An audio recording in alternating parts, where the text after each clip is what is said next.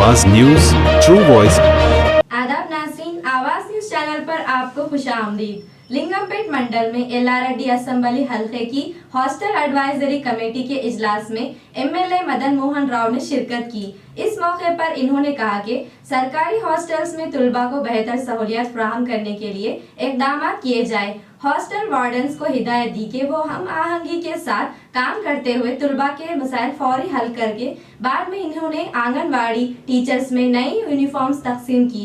इस इजलास में आरडीओ और कमेटी अराकीन सरकारी अहदेदार शरीक हुए।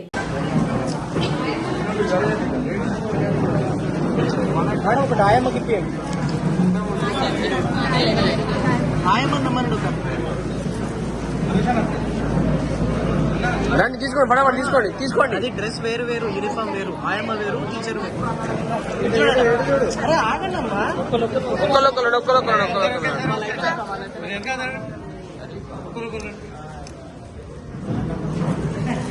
నెక్స్ట్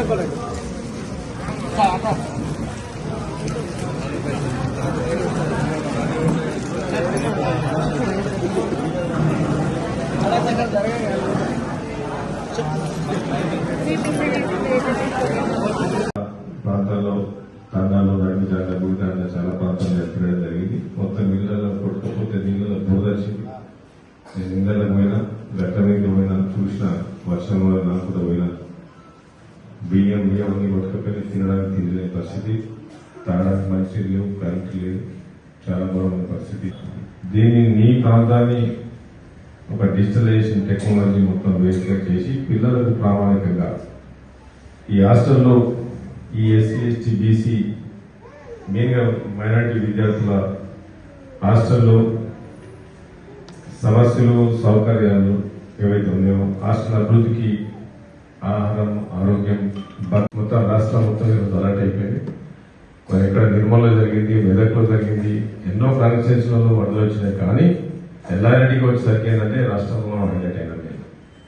రాష్ట్రంలో అందరూ తెలిసిపోయింది. మొత్తం రాష్ట్రంలో ఎల్లారెడ్డికి సీఎం గారు వచ్చారు. సీఎం గారి ఇక్కడికి వచ్చేటప్పుడు బ్రిడ్జ్ కూడా మనం వెళ్ళిన చూసినాం.